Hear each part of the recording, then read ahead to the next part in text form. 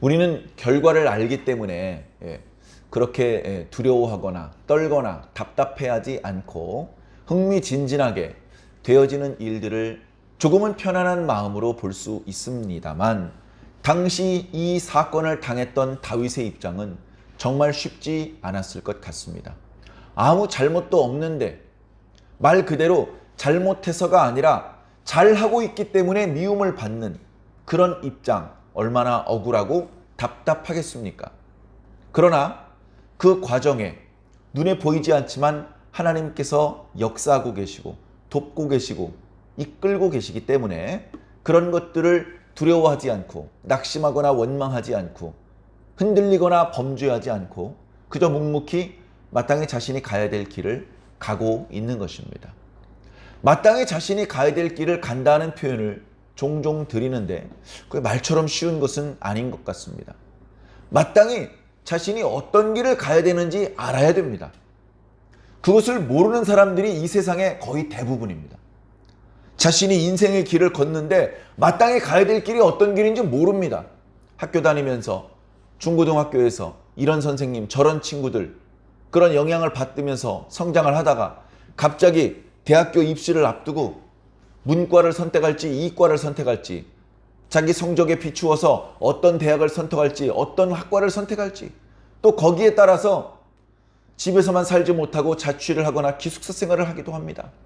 그렇게 자신이 정말 원하는 것이 무엇인지 알지도 못한 채 대학교를 선택하고 학과를 선택하더니 이제는 직장을 선택하고 배우자를 선택합니다. 모든 것이 꼬여버리는 것이죠. 이 대학교는 나랑 맞지 않아. 이 학과는 나랑 맞지 않아. 이 직장은 나랑 맞지 않아. 이 남자는, 이 여자는 나랑 맞지 않아. 그러면 맞지 않으면 바꿀 수 있습니까? 억지로 바꾸는 사람들도 보았습니다. 그러나 바꾸어서 성공하는 사람은 없습니다. 제일 좋은 것은 애초에 제대로 선택하는 것입니다. 자신과 맞는 대학교, 자신과 맞는 학과, 자신과 맞는 직업, 자신과 맞는 배우자를 만나는 것이 그게 너무나도 당연한 거잖아요. 대충 아무렇게 선택을 해서 일단 가다가 마음에 안 들면 중간에 바꾸지 뭐. 직장을 바꾸는 것도 쉽지 않습니다. 직업을 자체를 바꾼다?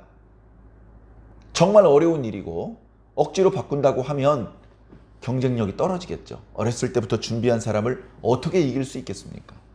배우자를 바꾼다고요? 자녀들은 그들의 불행과 슬픔은 어떻게 무엇으로 보상합니까? 대학교? 전학이나 전과가 됩니까? 초등학생도 아니고. 처음부터 나에게 주어져 있는 인생의 길은 무엇이지? 하나님께서 나를 만드셨고 이 땅에 보내셨는데 하나님께서 나에 대해 가지고 계신 계획은 무엇이지? 하나님께서 나에게는 어떤 은사를 주셨지? 어떤 재능을 주셨지? 난 그걸 어떻게 개발해야 되지?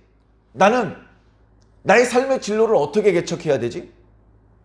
너도 나도 일 조금하고 돈 많이 버는 직장을 가려고 하는데 그래서 유명한 대학교에 진학하려고 하고 대기업에 취직을 하려고 하는데 나에게 바라시는 나의 진로가 그것일까?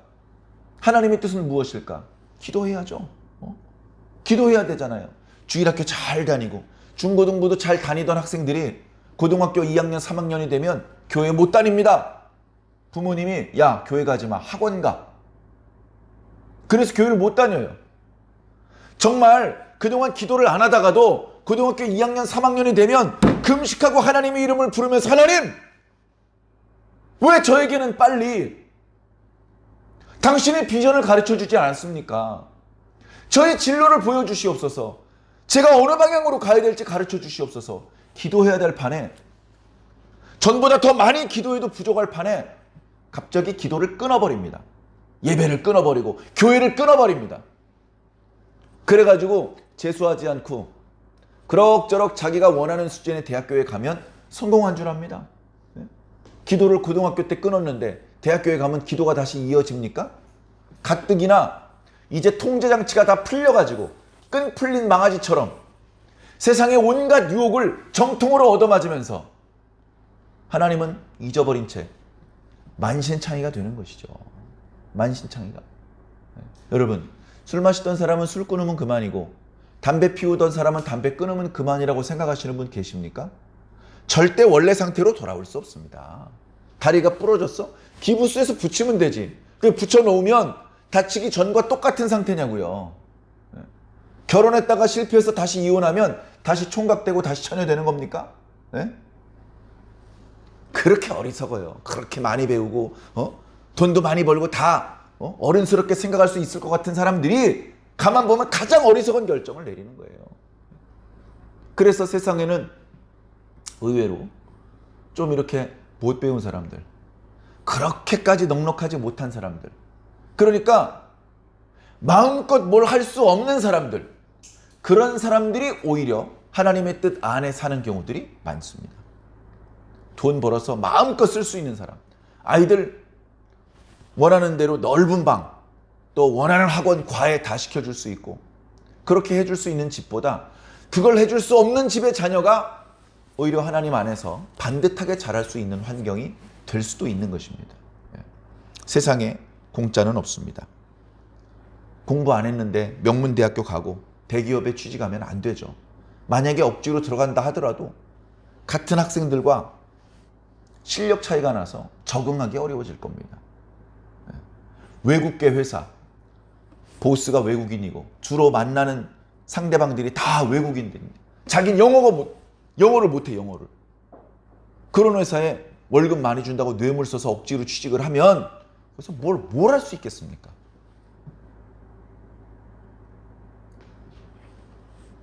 자기 인생에 대해서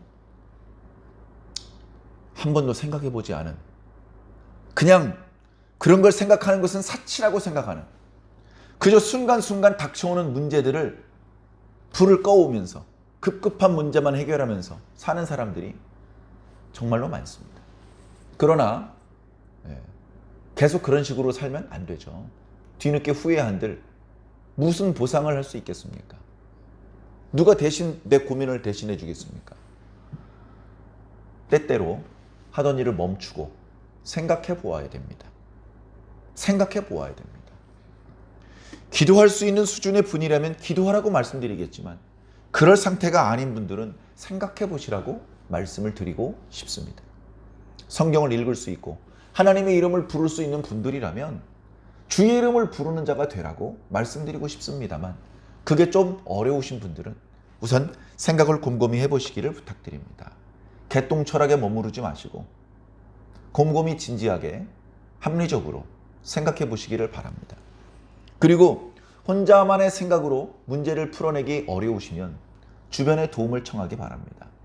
하나님께서 불쌍히 여기시면 지혜로운 친구를 붙여주실 것이고, 하나님께서 버리셨다면 아무리 찾아도 지혜로운 말을 들을 수 없을 것입니다. 그래도 어쩔 수 없죠. 잠깐 멈추고 일단은 생각을 좀 해보셔야 됩니다. 내가 마땅히 걸어가야 될 길을 지금 걷고 있는 것인가? 나는 왜 그 길을 내가 마땅히 걸어가야 되는 길이라고 생각을 하지? 내가 가고 싶은 길과 하나님께서 나에게 정해놓으신 길이 똑같으면 얼마나 좋아요. 그러나 거의 대부분 똑같지 않습니다. 제자리에 갖다 놔도 이리 튀고 저리 튀고 싶은 것이 저와 여러분들 아닙니까? 여전히 예수 그리스도를 믿고 있음에도 불구하고 죄의 속성이 남아있어서 착한 일을 할 때도 있지만 엉뚱한 짓을 하고 엉뚱한 생각을 할 때도 많이 있지 않습니까? 그래서 우리는 예수님이 한 번만 필요한 것이 아니고 날마다 필요한 것입니다. 그런데 다윗은 그 어린 나이에, 어쩌면 사무엘 선지자를 만나기 전부터 자신의 길을 알고 있었던 것 같아요. 물론 그 길이 왕인지까지는 몰랐겠지만, 나는 평생 목동으로 늙어 죽어도 괜찮아. 대신 나는 하나님과 동행하는 삶을 살 거야. 나는 하나님을 찬양하는 삶을 살 거야. 나는 하나님의 율법을 지키는 삶을 살 거야. 어떤 경우가 되든지 하나님의 명령은 어기지 않을 거야. 아주 어렸을 때부터 그런 생각을 했고 그런 결정을 내렸습니다. 이것은 신학 박사 학위를 받은 나이 40대 후반 50대쯤 된 사람이 겨우 할 수 있는 결심이 아니라, 이제 겨우 중학생 정도밖에 안 되는 학생이, 그 정도 나이밖에 안 되는 다윗이 우리가 알고 있는 정규 교육을 받은 적이 없었던 그런 어떤 청소년이 내렸던 결정입니다. 내가 절대로 하나님의 뜻을 어기지 말아야지. 다니엘도 그런 결정을 내렸어요. 다니엘이 뜻을 정했다라고 성경이 기록하고 있잖아요. 그거 정했을 때 사무엘이 한 30살쯤 됐을 때입니까? 어린아이였을 때요. 어린아이. 아주 어렸을 때부터 나 하나님 뜻대로만 살아야지. 율법에 금지한 음식은 안 먹어야지. 결심을 했던 것입니다. 그 결심하는 모습을 하나님께서 얼마나 기쁘게 보셨는지 몰라요. 그래서 그런 결심을 하나님께서 지켜보시면서 사무엘 선지자에게 말한 것 아닙니까? 내가 이스라엘 가운데 왕의 제목을 보았다. 팔뚝에 근육이 많이 붙어 있어서 왕이 되는 게 아닙니다.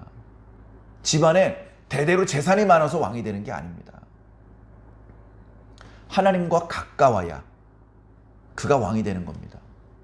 그의 가문은 왕족도 아니고 그의 집안은 부자도 아니고 그의 집안은 무슨 서기관이나 선지자의 집안도 아닌데요. 무슨 상관이야? 하나님과 가까운데. 글씨를 몰라도 괜찮고 더듬더듬 말 반벙어려도 괜찮아. 하나님과 가까우면 아론이 아니라 모세가 선지자가 되는 것이고 요나단이 아니라 다윗이 왕이 되는 것입니다. 다윗은 그 길에서 흐트러지지 않았어요. 다윗이 하나님 안에서 반듯한 결심을 할수록 거꾸로 다윗은 복을 받는다기보다 부당한 대우를 받을 때가 많았습니다. 다윗이 착하니까 형들이 놀러 다니면서 자기가 담당해야 될 양들까지 전부 동생한테 맡기는 거예요. 그럼 어떻게 됩니까? 형 그러지 마. 나도 힘들어. 나도 쉬고 싶다고. 아빠 형들 좀 말려주세요. 이렇게 형들한테 항변하거나 아버지에게 일러 바치지 않았습니다. 불평하지 않았어요. 다윗이 골리앗을 때려 죽였습니다. 그러면 세금을 감면해주고 왕의 딸을 아내로 주고 큰 상금을 내주어서 부자가 되게 해줘야 되잖아요. 안 해줬어요. 근데 그거 요구하지 않았습니다. 오히려 왕의 사위가 되게 만들려고 하니까, 지난주 우리가 묵상한 것처럼 왕의 사위를 만들려고 하니까 나는 일개 목동에 불과하다. 우리 집은 가난하고 우리 집은 시본 촌동네 목동의 가문이다.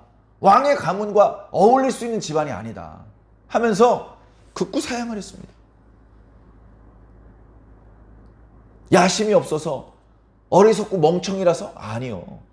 오히려 못 배우고 가난한 집안에서 태어났지만 도리를 아는 것이죠. 경우를 아는 것입니다.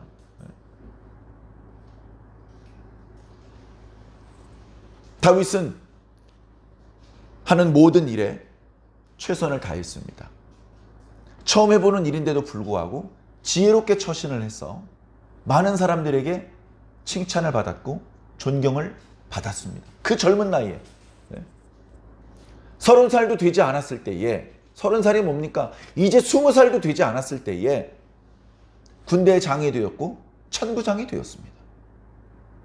아무도 이의를 제기하지 않았습니다.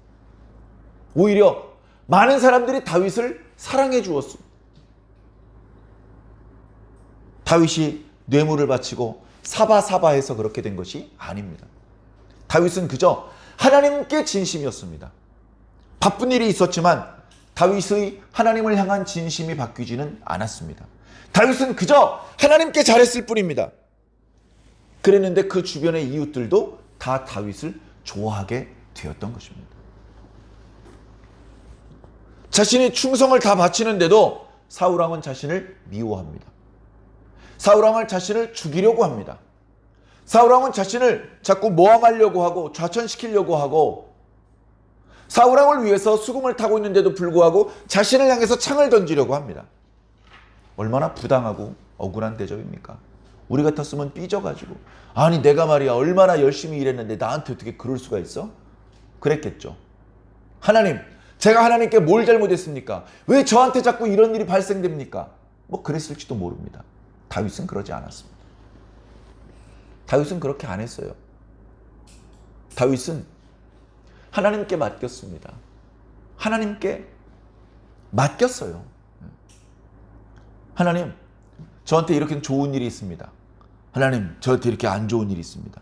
일이 일비하지 않았어요. 그저 영원히 변함없으신, 영원하신 그 하나님을 찬양할 뿐이었습니다. 하나님을 찬양할 것이냐 말 것이냐가 나의 일상생활의 호불호에 영향을 받지 않습니다.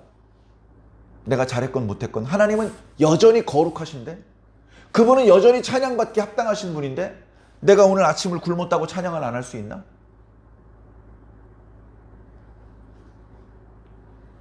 자, 그런 상황이 반복될 때 오늘 말씀의 상황이 또 이어진 것입니다. 오늘 첫 구절을 보십시오. 얼마나 답답합니까? 사울이요, 다 모여있는 자리에서 이렇게 외칩니다. 여봐라! 다윗을 죽여버려라! 사울왕의 표정이요, 장난이 아닙니다. 장난이 아니에요. 그렇게 무서운 표정이 없어요. 사울의 표정을 힐끔 본 신하들은 왜 다윗을 죽여야 되죠? 물어보지도 못했습니다. 물어보면 자기도 죽임을 당할 것 같았어요. 아무도 입을 열지 못했습니다. 사울왕이 알았으면 꺼져! 신하들이 다 물러섰습니다. 그 자리에는 사울의 아들 요나단도 있었습니다. 요나단은 다윗을 사랑했습니다. 그래서 아버지 모르게 다윗을 찾아갔습니다.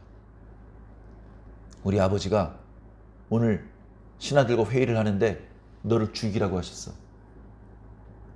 너는 일단 몸 조심하는 게 좋을 것 같아요. 일단 집으로 가지 말고 이 들판에 어디 피신해 있어. 내가 이따가 오후에 아버지와 함께 이쪽에서 이야기를 나눌 기회가 있는데 그때 아버지가 어떤 심산으로 그런 말씀을 하셨는지 내가 한번 알아볼게. 그리고서 내가 연락을 줄 테니까 내가 연락할 때까지는 나오지 마. 알겠습니다. 그리고서는 요나단이 오후에 사울에게 이야기를 한 것이죠. 아무리 아버지지만 왕입니다. 우리가 영화나 드라마에서 보면 왕은요, 아버지가 아니에요. 아들은요, 세자도 있고 그러죠. 아들은요, 아들이 아니라 신하입니다. 아내가 있죠? 중전이라고 그러죠. 중전은 아내가 아니고 신하입니다. 어머니가 있죠? 데뷔마마는요, 어머니가 아니고 신하입니다. 왕을 제외한 모든 인간은 다 신하예요. 그렇게 강력하게 왕권을 조성해 주어야 나라가 유지가 되는 겁니다. 막 절대 권력을 쥐고 있어 신날 것 같죠? 왕은 외로운 법입니다. 왕은 외로워요. 마음 붙일 데가 없어요. 자, 그렇기 때문에 오늘 말씀에 요나단이 사울 왕에게 다윗을 위해서 이야기를 하는 것이 결코 쉬운 것이 아니라는 말씀을 드립니다. 어쩌면 요나단도 자기 아버지의 상태가 예전 같지 않다는 것을 알고 있을 것입니다. 얘기 잘못 꺼냈다가는 아버지에게 죽임을 당할 수도 있다는 것을 조심스럽게 느끼고 있었을 것입니다. 그러나 자기 목숨을 지키기 위해서 입을 다물고 있을 수는 없었습니다. 자신의 어떤 경제적인, 정치적인 이해 득실을 생각하면서 마땅히 입을 벌려 얘기를 해야 되는데 그 사안에 대해서 알고 있고 제보를 받았는데도 불구하고 입을 다무는 사람들이 있지 않습니까? 정치인 중에도 그런 분이 있을 수 있고요. 언론인 중에서도 그런 분이 있을 수 있고요. 학자 중에서도 그런 분이 있을 수 있습니다. 자신이 알고 있는 사실을 말을 못하는 거예요. 너무나 명백한 사실인데 말을 못하는 거예요. 왜? 말하면 경제적으로 손해를 보든가 쥐두새도 모르게 연행돼가지고 반병신이 돼서 나오게 되든가 이제 더 이상 자신이 지금까지 누리던 사회적인 지위를 박탈당할 수 있기 때문에 입을 다무는 거예요. 얼마나 비겁한지 모릅니다. 예로부터요, 정의로운 사람은 많지 않았어요. 정의로운 사람은 일찍 죽었거든요. 근데 정의로운 사람이 많으면 괜찮아요. 전부 다 비겁한 사람들 뿐인데 한 사람이 정의로우면 그 정의로운 사람 한 명 모가지 비틀어 죽여버리고 조용해지는 겁니다. 조선시대 때 가장 유능한 선비들이, 가장 충성스러운 선비들이 입에 달고 하는 말이 뭔지 아닙니까? 아니되옵니다. 전하! 아니되옵니다! 그 얘기 잘못하면요, 모가지 날아가요. 모가지가 날아간다고. 근데 모가지 날아갈 각오하고 얘기하는 거예요. 전하! 그건 아니되옵니다! 내 이놈, 네가 정녕 내 뜻을 꺾으려는 것이냐?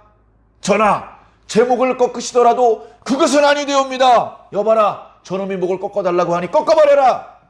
목이 꺾어지는 걸 봤는데 그 옆에 또 다른 선지가 또 무릎 꿇고 또 왕에게 얘기합니다. 왕이시여, 그래도 그건 아니되옵니다. 어허, 이것들이 저놈의 목도 꺾어버려라. 그래도 죽음을 두려워하지 않고 왕 앞에 무릎을 꿇고 아니되옵니다 라고 말해줄 수 있는 선비가 있는 왕은 행복한 왕이에요. 예스맨만 있는 왕, 예스맨만 있는 대기업 총수는 불쌍한 사람입니다. 심지어요, 음악을 하는 밴드에서도 그 밴드의 리더가 있죠. 그 리더가 뭘 이렇게 하자 저렇게 하자고 할 때 그 팀원들이 예스맨이면요, 제대로 된 음악이 나올 수가 없어요. 그 팀원들이 야 인마 그렇게 해서 되겠어?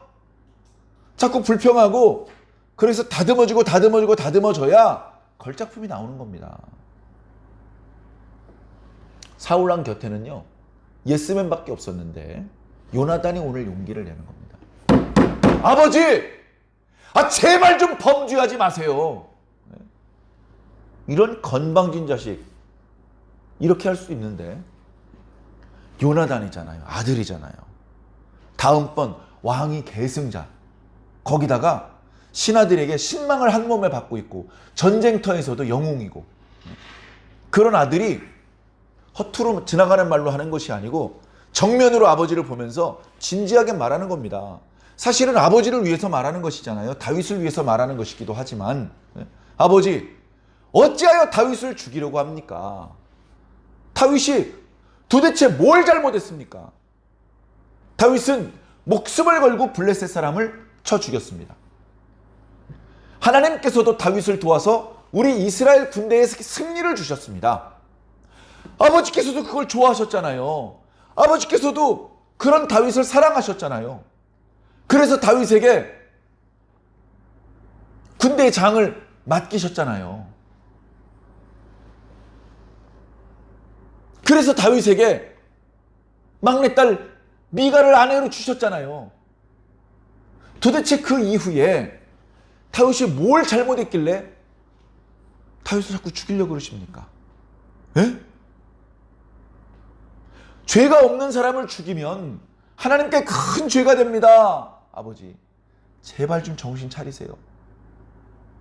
제발 아버지, 더는 하나님께 범죄하지 마세요. 그렇게 요나단이 말할 때 신하들이 다 듣고 있었습니다. 사울이 주변의 신하들의 눈치를 봅니다. 보니까 눈빛이 요나단의 말에 공감하는 눈빛이에요. 왕이시여, 적당히 하시죠. 왕이시여, 너무 걱정하지 마시고 다윗을 죽인다는 말 하지 마세요. 왕궁의 분위기 박살났습니다. 다윗도 알아서 자중하는 것 같으니까 왕이시여, 다윗을 죽이겠다는 말은 거두시죠. 눈빛이 다 그러고 있는 거예요. 그러니까 사울이 이야기를 합니다. 알았다. 내가 생각이 짧았던 것 같구나. 내가 하나님의 이름으로 맹세하노니 다윗이 허망하게 죽임을 당하는 일은 없을 것이다. 그랬더니 그제서야 요나단과 신하들의 표정이 풀립니다. 아버지, 잠시만 계셔요. 제가 다윗을 데려오겠습니다. 해서 숨어있는 다윗을 데리고 옵니다.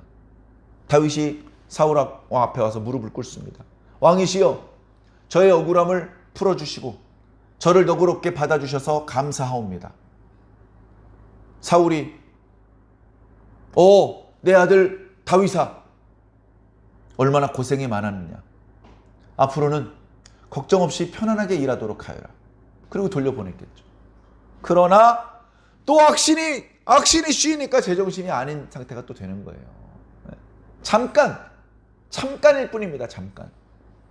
자, 오늘 말씀에 보면 뒤에 블레셋과의 전투의 장면이 또 잠깐 나옵니다. 블레셋과의 전면전은 아닌 것 같아요. 그러나 국지적으로 블레셋 사람들이 전쟁을 벌여왔던 것 같습니다.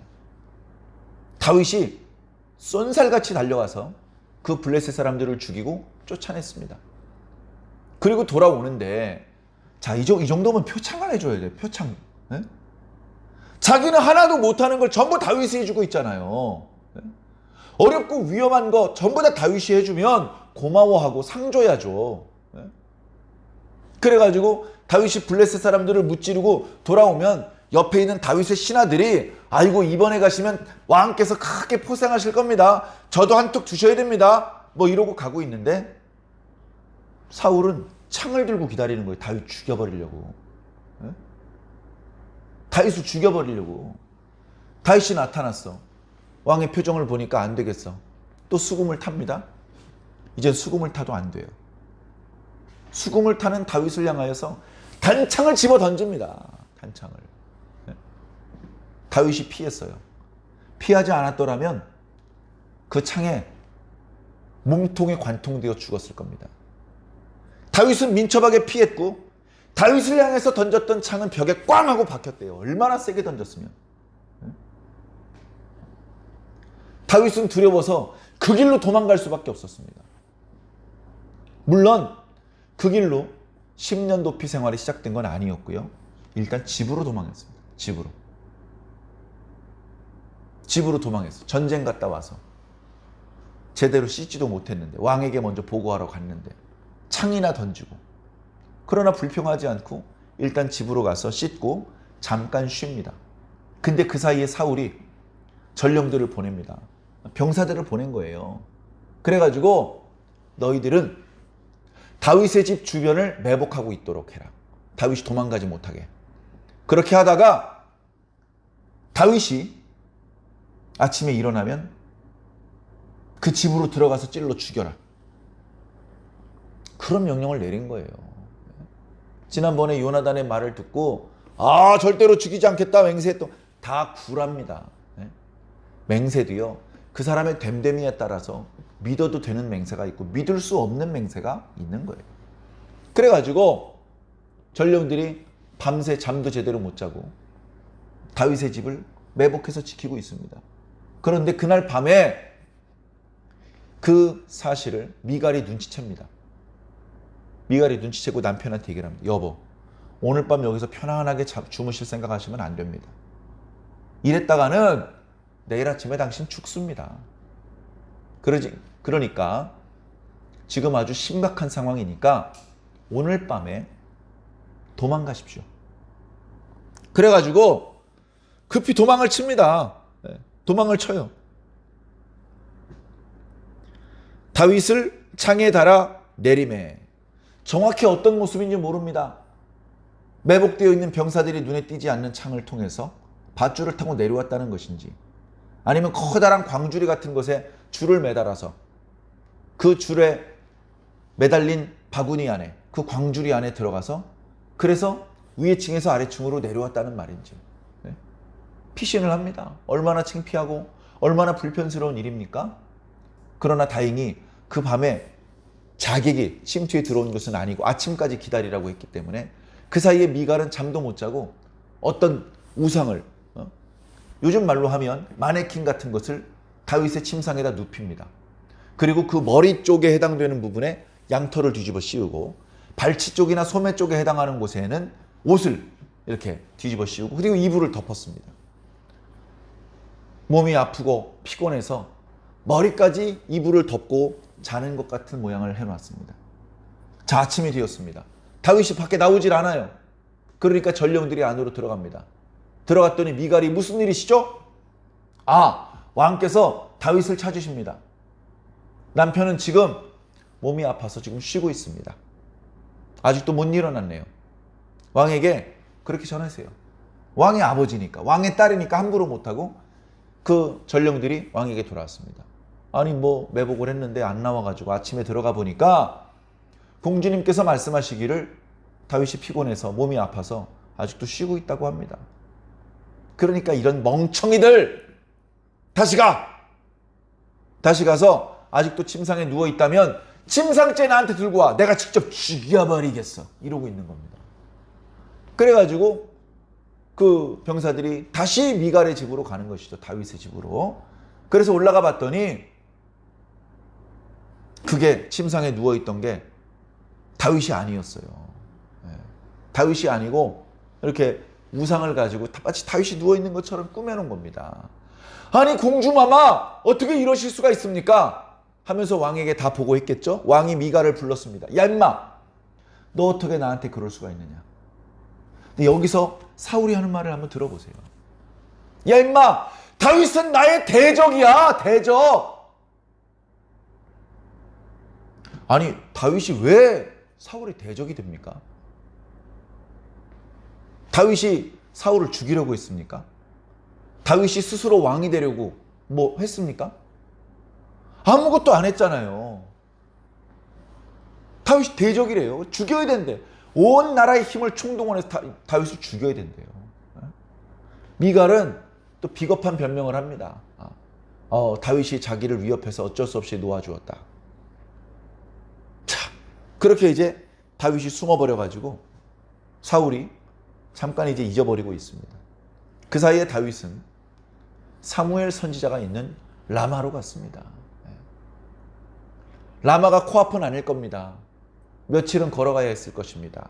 그 과정에서 편안하게 눕거나 충분히 마시거나 먹지 못했을 것입니다.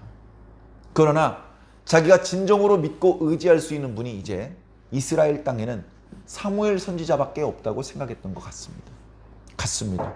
사무엘 선지자를 만났습니다. 다윗아, 네가 어쩐 일로 나에게 왔느냐? 다윗이 그동안 있었던 일을 다 얘기했습니다. 사울이 신하들과 모여서 회의를 하는데 저를 죽이라고 했습니다. 요나단 왕자님께서 부당하게 잘못도 없는 저를 죽이지 말라고 그렇게 말씀드려서 저를 죽이지 않겠다고 하더니 블레셋과의 전투가 끝나서 돌아와 보니 저에게 창을 던졌습니다. 그리고 제가 자고 있을 때 군사들을 보내서 저희 집 주변을 포위하고 매복시켰습니다. 제가 밤중에 창문에 밧줄 타고 겨우 피했습니다. 이제 저는 어떻게 하면 좋겠습니까? 걱정하지 말고 당분간 나와 함께 지내자. 그래서 그때부터 다윗이 사무엘 선지자와 함께 지냈습니다. 라마라는 성읍에 지냈죠. 이제 오래되니까 다윗이 라마에 있던데요.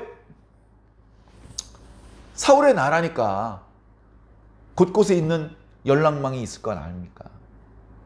그래서 다윗의 위치가 신고가 들어왔습니다. 사울이 지체 없이 군사들을 보냅니다. 여봐라! 날랜 놈들로 30명만 선발해라. 네, 선발했습니다. 뭐를 할까요? 라마로 가라. 라마에 다윗이 숨어 있단다. 발견하는 즉시 죽여다. 그래가지고 갔습니다. 라마로 갔어요. 선지자 사무엘이 있는 곳을 물어물어 찾아갔더니 집에 문을 열고 들어갔더니 마당에 선지자의 생도들이 앉아서 수련을 하고 있습니다. 사무엘 선지자에게 강의를 듣고 있었는지 아니면 기도 훈련을 하고 있었는지 그렇게 선지자의 생도들이 앉아있고 사무엘 선지자는 그 고령의 나이에 지팡이를 의지해서 그 선지자들의 수령으로 서 있는 걸 보았습니다. 보는 순간 성령에 감동됩니다. 성령의 감동 얼마나 받고 싶습니까? 사랑하는 성도 여러분, 여러분들은 간절히 성령의 감동 받고 싶지 않습니까? 저는요 너무나 간절히 성령의 감동 받고 싶어요. 그런데 전혀 그렇게 되고 싶지도 않았던 사람들에게 하나님의 성령이 임합니다. 그러니까 성령의 감동은요, 감동받고 싶은 우리들이 결정하는 게 아니에요.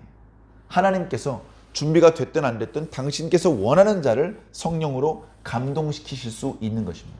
성령에 감동되다 보니까 다윗을 죽이려고 칼을 들고 왔던 전령들이 칼을 다 내려놓고 선지자의 생도들 곁에 앉아서 똑같이 웅얼웅얼 예언을 하기 시작을 했습니다. 지금쯤이면 다윗의 모가지를 들고 돌아올 때가 됐는데 왜 소식이 없지?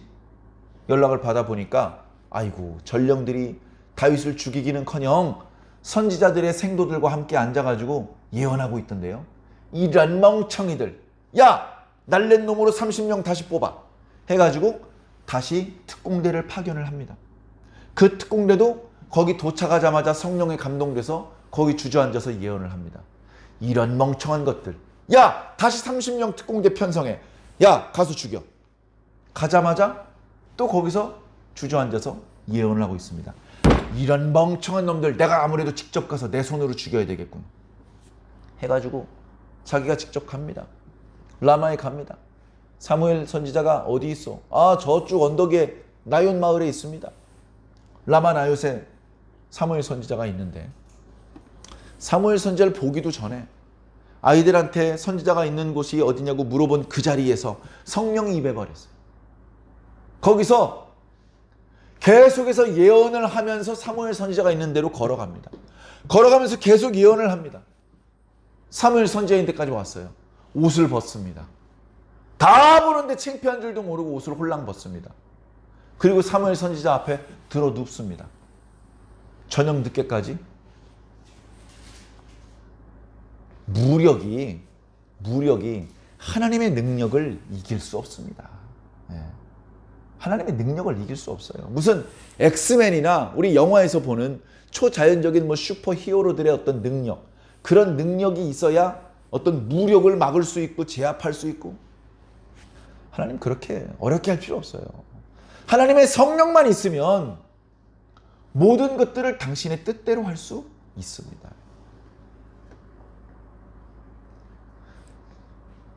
사울은 수천 명의 병사들을 동원할 수 있었고 나라 전체가 자신의 나라였지만 다윗을 잡을 수 없었습니다.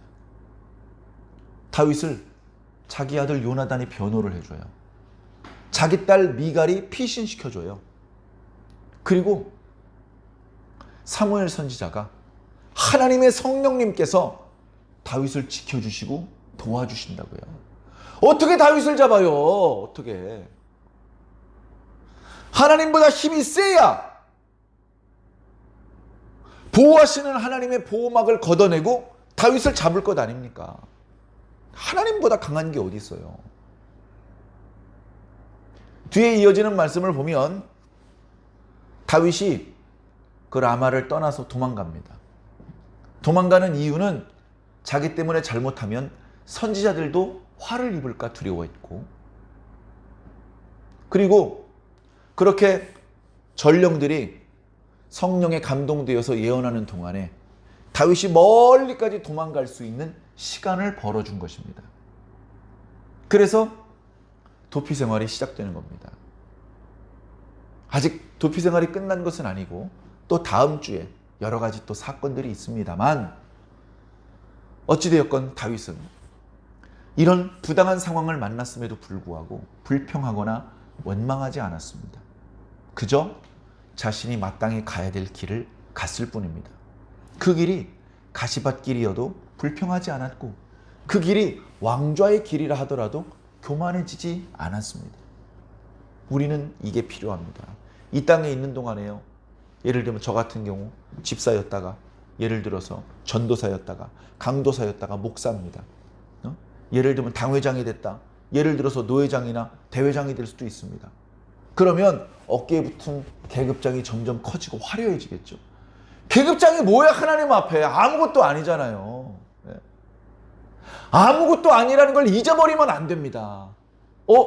이게 아무것도 아닌 게 아니네. 이게 상당히 센 거네. 이렇게 느끼는 순간 병드는 겁니다. 이게 커 보이는 순간 하나님이 작아 보인 거예요. 하나님이 작아 보였다는 얘기는 병들었다는 얘기입니다. 여기에 붙은 게 아무것도 아니라고 느껴져야 하나님이 절대적으로 느껴지는 겁니다. 다윗은 그 마음의 자세를 잃어버리지 않았어요. 그래서 다윗은 구약 성경이 말하는 모범 답안이 될 수 있었습니다. 우리도 그렇게 살아야 되지 않겠습니까? 오늘 말씀을 통해서 우리가 생각해 볼 수 있는 부분은 두 가지입니다. 첫 번째, 하나님께서는 당신의 백성을 반드시 지켜주신다. 생각해 보면요, 요나단이 다윗을 사랑하게 된 것도 왠지 하나님 때문일 것 같아요. 미갈이 다윗을 사랑하게 된 것도 왠지 하나님 때문일 것 같아요. 그죠? 사무엘 선지자를 통해서 또 성령을 보내는 방법을 통해서 다윗을 지키신 것은 이건 하나님의 사랑이잖아요. 하나님께서는 어떤 방법을 통해서든지 당신의 백성을 지켜주세요. 지켜주세요. 부당하게 어려움을 당할 수는 있겠지만 죽거나 더 이상 그의 비전을 펼치지 못하고 끊어지게 내버려 두지는 않으신다. 피할 길을 열어주신다.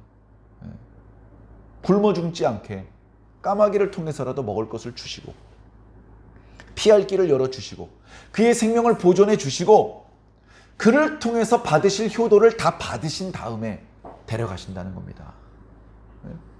그걸 분명히 깨달아야 되는 것이죠. 우리가 하나님의 백성이라면 두려워할 필요가 없습니다.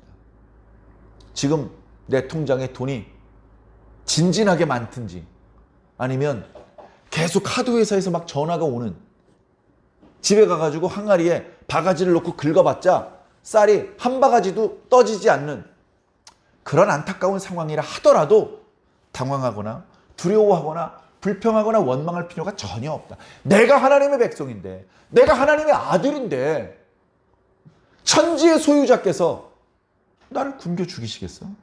두려워할 필요도 없는 것이죠. 그저 내가 가야 될 길을 갈 뿐입니다.